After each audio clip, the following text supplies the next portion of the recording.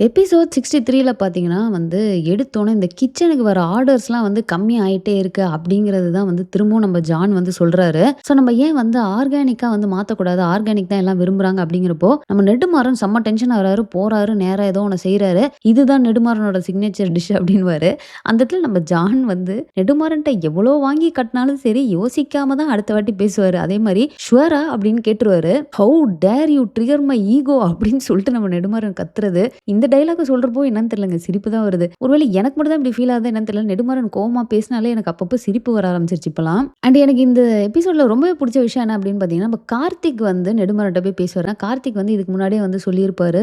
"எப்படிதான் நீ பயப்படாம திரும்ப திரும்ப போய் உங்க அப்பாட்ட பேசுறியோ தெரியல. எனக்கு எங்க அப்பானாலும் பயம், உங்க அப்பானாலும் பயம். என்னாலலாம் முடியாதுப்பான்னு" சொல்லிட்டு ஸ்டார்ட்டிங்ல இருந்தே எப்பலாம் திவ்யா நெடுமாறன்ட்ட பேசுறாங்களோ, இல்ல நெடுமாறன் அந்த பக்கமா வந்தாலும் சரி, நம்ம கார்த்திக் எப்படியாவது அப்படியே பதுங்கி அங்கேருந்து ஓடிருவாரு. பட் திவ்யாக்காக அவர் வந்து பேசினாரு தெரியுமா? அதுவும் அவர் பேசின விஷயங்கள்லாம் ரொம்ப போல்டா அவர் அந்த இடத்துல பேசினது ரொம்பவே அழகா இருந்தது. அண்ட் எந்த அளவுக்கு அவரு வந்து திவ்யாவோட ஹாப்பினஸ் வந்து முக்கியம் அவருக்கு அப்படிங்கிறத வந்து காட்டின மாரி இருந்தது.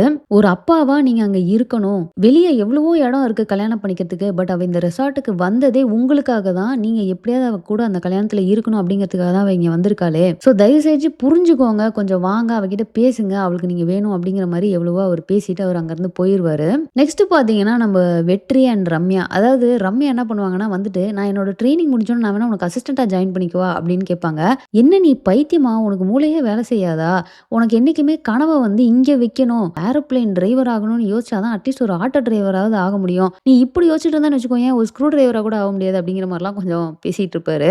அண்ட் இந்த இடத்துல என்னன்னு பார்த்தீங்கன்னா, நம்ப ரம்யாக்கு நைஃப் ரோல வந்து கிஃப்ட்டா வந்து குடுத்துருப்பாரு. ஸோ இவங்க வந்து அவருக்கு பிரசன்ட் பண்ணுவாங்க தெரியுமா? ஸோ அதே மாரி இவரு திரும்ப ரிட்டர்ன்ல குடுத்தது வந்து ரம்யாக்கு ரொம்பவே ஹாப்பி ஆயிருது. ஸோ நம்ம ஆல்ரெடி சொன்ன மாரி தாங்க. அவரு பண்ற ஒரு ஒரு விஷயமும் வந்து பார்த்தீங்கன்னா, ரம்யாக்கு அந்த ஃபீலிங்க இன்னும் ஜாஸ்தி ஆக்கிட்டே தான் போயிட்டு இருக்குது. எங்க போய் முடிய போகுதோ தெரியல. நெக்ஸ்ட் பார்த்தீங்கன்னா, அந்த மேரேஜுக்கான அந்த டெக்கர்லாம் பண்ணணும் இல்லையா? ஸோ அதுக்கு நம்ம உத்தமன் வந்து ரூம் சர்வீஸ்ல இருந்து ஆளுங்கள ஒரு ஒரு வேலைக்கு அசைன் பண்ணிட்டு இருக்காரு. ஸோ அதுல பார்த்தீங்கன்னா, வெற்றிய வந்து ஐஷுவோட போயிட்டு ஒர்க் பண்ண சொல்லுவாரு.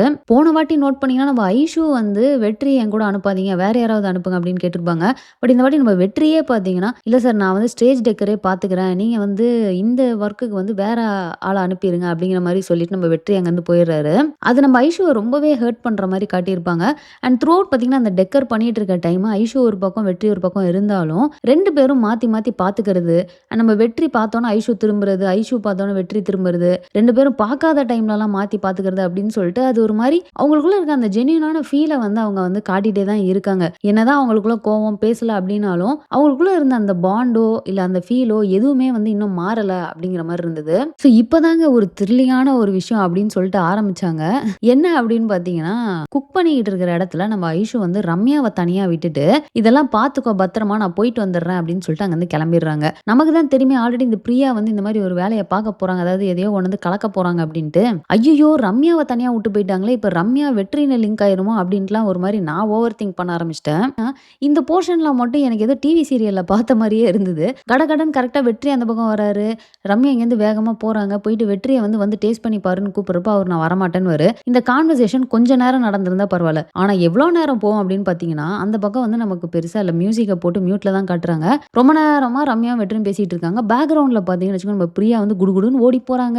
பாட்டில திறக்குறாங்க, ஊத்துறாங்க, கரண்டி எடுத்து கிண்டு கிண்டுன்னு கிண்டுறாங்க. மூடி எடுத்து போட்டுட்டு வராங்க. ஸ்டார்ட்டிங்ல பார்த்தீங்கன்னா, அது மூடாம தான் இருந்ததா என்னன்னு சரியா எனக்கு ஞாபகம் இல்ல. பட் நான் என்ன சொல்றேன்னா, அது அவ்வளோ பெரிய பாத்திரம், கரண்டி அதெல்லாம் போட்டு கிண்டுறப்போ வெளிய சவுண்ட் கூடவா கேட்காது. அட்லீஸ்ட் அத மூடுறப்போவாது டமால் டுமீல்னு ஏதாவது சத்தம் கேட்கும். பின்னாடி ஒருத்தவங்க ஓடி போயிட்டு ஓடி வர்றது தெரியல. அடுத்து பார்த்தீங்கன்னா, அங்க ரெசார்ட் ஃபுல்லா கேமரா இருக்கு. அது எப்புட்றா அந்த இடத்துல மட்டும் கேமரா இல்லையா? அப்படிங்கிறதும் தெரியல. ஸோ கரெக்ட்டா அவங்க எல்லாத்தையும் கலக்கிட்டும் போயிடுறாங்க. போனதுக்கு அப்புறமா தான் நம்ம ரம்யா வந்து வராங்க. ஸோ இந்த ஒரு சஸ்பென்ஸோட தான் இந்த எபிசோட முடிக்கிறாங்க. ஸோ நெக்ஸ்ட் எபிசோட் 64ல என்ன நடந்துச்சு அப்படிங்கிறத ரிவ்யூ பண்ணி நெக்ஸ்ட் ஒரு வீடியோ போடுறேன். மிஸ் பண்ணாம பாருங்க. சேனல சப்ஸ்கிரைப் பண்ணி என்ன சப்போர்ட் பண்ணுங்க. தேங்க்ஸ் ஃபார் வாட்சிங். Bye by.